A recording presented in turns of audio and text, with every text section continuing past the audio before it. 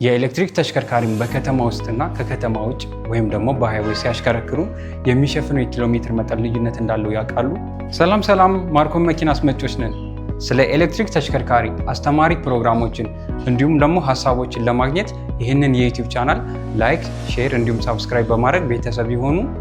የዛሬ ርዕሰ ጉዳያችን የሚሆነው ኤሌክትሪክ ተሽከርካሪ በከተማ ውስጥ ስናሽከረክር እና እንዲሁም ደግሞ ከከተማ ውጭ ስናሽከረክር የሚሸፍነውን የኪሎ ሜትር መጠን ልዩነት እንመለከታለን።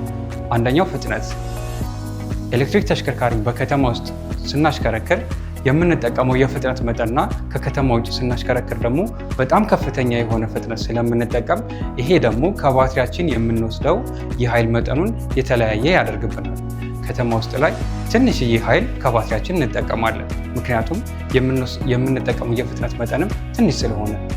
ከከተማ ውጭ ስናሽከረክር ደግሞ በጣም ከፍተኛ የሆነ ፍጥነት ስለምንጠቀም ይሄ ከፍተኛ የሆነ ፍጥነት ደግሞ ተሽከርካሪውን የሚወስደውን የኃይል መጠን ከባትሪያችን የሚወስደውን የኃይል መጠን ከፍተኛ ስለሚያደርገው ኪሎ ሜትራችን ላይ የተለያየ እንዲሆን ያደርገዋል ማለት ነው። ማለትም ከከተማ ውጭ ማሽከርከር የኪሎ ሜትር መጠናችንን እንዲቀንስ ያደርግብናል ብዙ ኃይል ስለሚወስድ። ሁለተኛ ደግሞ የአየር ግፊት መጠን። ከተማ ላይ ስንመጣ ክራውድድ የሆነ ነው፣ ቤቶች፣ ህንፃዎች ይኖራሉ። ከከተማ ውጭ ሲሆን ደግሞ ገላጣ መሬት ነው እና የሚኖረው የአየር ግፊት መጠን የተለያየ ነው። ከከተማ ውጭ ሲሆን ከፍተኛ የሆነ የአየር ግፊት አለ። ተሽከርካሪያችን ይህንን ከፍተኛ የሆነ የአየር ግፊት ተቋቁሞ ለመሄድ ሞተራችን ከፍተኛ ኃይል ይፈልጋል። ይህንን ኃይል ደግሞ ከባትሪያችን ስለሚወስድ ተሽከርካሪያችን የሚሸፍነውን የኪሎ ሜትር መጠን እንዲቀንስ ያደርገዋል። ከተማ ውስጥ ላይ ግን ትንሽዬ የሆነ የአየር ግፊት ስላለው ተሽከርካሪያችን ከባትሪው የሚወስደው የኃይል መጠንም ትንሽ ይሆናል።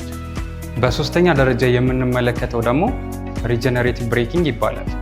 ይሄ ሪጀነሬቲቭ ብሬኪንግ ማለት ኤሌክትሪክ ተሽከርካሪያችን ከእንቅስቃሴ ኃይሉ ማለትም ትራፊክ መብራቶች ላይ ስንቆም እንዲሁም ደግሞ ስናሽከረክር መጀመሪያ ያወጣነውን የኃይል መጠን በመሰብሰብ ወደ ባትሪያችን ማሰባሰብ የሚችልበት ሲስተም ነው። በዚህ ሲስተምም ኤሌክትሪክ ተሽከርካሪው ባትሪው ላይ ተጨማሪ ኃይልን በመሰብሰብ ተጨማሪ ኪሎ ሜትር መስጠት የሚችል ሲስተም ነው። ይሄ ሲስተም ከተማ ላይ በምናሽከረክርበት ጊዜ በተደጋጋሚ መቆም፣ መንቀሳቀስ ስላለ ይህንን ኃይል በመሰብሰብ ተጨማሪ ኪሎ ሜትር እንዲኖረን ያስችላል። በሃይዌይ ስናሽከረክር ግን ረጅም ኪሎ ሜትሮችን በከፍተኛ ፍጥነት ያለማቋረጥ የምናሽከረክርበት መንገድ ስለሆነ ይሄ ሪጀነሬቲቭ ብሬኪንግ ሲስተማችን እንደ ከተማ ወይም በከተማ ውስጥ እንደምናሽከረክረው ተመጣጣኝ የሆነ የኃይል መጠን ወደ ባትሪያችን መሰብሰብ አይችልም። አንዴ ባትሪያችን ላይ ቻርጅ ያደረግነውን ሙሉ አቅም ይጠቀማል እንጂ በተመሳሳይ መልኩ የወጣውን ኃይል ወደ ባትሪያችን መሰብሰብ አይችልም። ሃይዌይ ላይ ከፍተኛ የሆነ ፍጥነትን ተጠቅመን ስለምናሽከረክር ማለት ነው። በአራተኛ ደረጃ የምንመለከተው ደግሞ የጎማችን የአየር ሁኔታ ማለት ነው። ማለትም ጎማችን ካለው ፕሬዠር የቀነሰ ሆኖ የምናሽከረክር ከሆነ በከተማ ውስጥ ከሆነ ቅድም እንዳወራ ነው ያን ያህል ከፍተኛ የሆነ ፍጥነትም ስለማንጠቀም ተሽከርካሪያችን የሚጠቀመው የኃይል መጠን ዝቅተኛ ይሆናል። ከከተማ ውጭ በከፍተኛ ፍጥነት ጎማችን ተንፍሶ ረጅም ኪሎ ሜትሮችን የምናሽከረክር ከሆነ ግን ሞተራችን ተጨማሪ ኃይል ይፈልጋል። ይህንን ጎማ በከፍተኛ ፍጥነት ለማሽከርከር ከባትሪያችን ከፍተኛ ኃይል ስለሚፈልግ ሞተራችን በጣም ቢዚ ይሆንብናል ማለት ነው። ወይም ደግሞ ከፍተኛ ኃይል ስለሚፈልግ ይህንን ከፍተኛ ኃይል ደግሞ የሚያገኘው ከባትሪያችን ስለሆነ ባትሪያችን ጋር አንድ የቻርጅ ያደረግነውን የሰበሰብነውን የኃይል መጠን ወደ ጎማችን በመዋል ያለውን የኃይል መጠን እንዲቀንስ ያደርጋል። ከከተማ አንጻርም ሲነጻጸር በሃይዌይ ጎማችን ተንፍሶ ማሽከርከር የባትሪያችንን አቅም እንዲቀንስ ያደርገዋል። የሚሸፍነውንም የኪሎ ሜትር እንዲቀንስ ያደርጋል። በአምስተኛ ደረጃ የምንመለከተው ደግሞ መስኮትና ጣራ መክፈትን ይመለከታል ማለት ነው።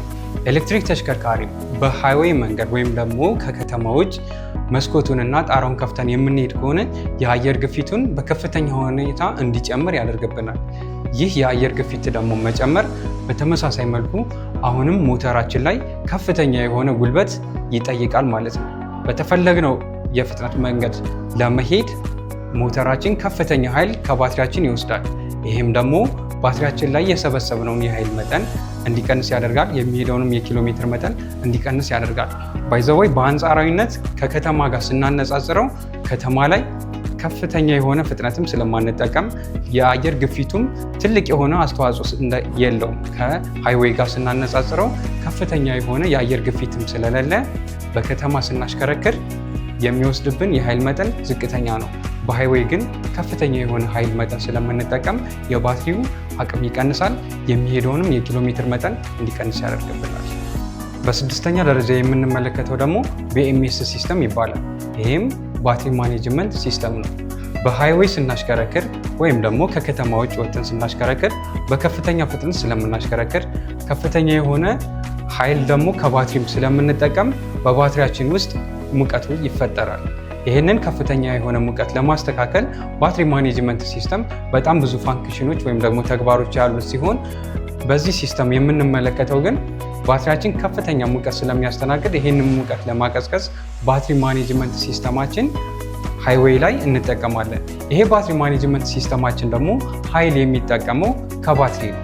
አሁንም ባትሪያችንን አንደኛ ስናሽከረክር ኃይል እንጠቀማለን። በተጨማሪ ደግሞ ባትሪ ማኔጅመንት ሲስተማችን የተፈጠረውን ሙቀት ለማቀዝቀዝ በተመሳሳይ መልኩ ኃይልን የሚወስደው ከባትሪያችን ነው እና ባትሪያችን ላይ ከፍተኛ የሆነ ኃይል መጠቀም ስለሚፈጠር ሃይዌይ ላይ አሁንም ኪሎ ሜትራችን እንዲቀንስ ከሚያደርግብን አንደኛው ምክንያት BMS ሲስተማችን ኃይል ከባትሪ መጠቀሙ ነው። ከተማ ውስጥ ስናሽከረክር ግን ለረጅም ሰዓታትም ስለማናሽከረክር በተደጋጋሚም የመቆም ነገር ስላለው ይሄ ባትሪ ማኔጅመንት ሲስተማችንን አንጠቀምበትም። ይህም ባትሪ ማኔጅመንት ሲስተም ስለማንጠቀም የሚወስደው የኃይል መጠንም ከሃይዌይ አንጻር ዝቅተኛ ነው። በቀጣይ ሳምንት በሌላ ፕሮግራም እስከምንገናኝ የዛሬው ፕሮግራም ይህን ይመስላል። ስለተከታተሉ እናመሰግናለን። ማርኮኖች ነን። ነገም አብረን እንሰራለን።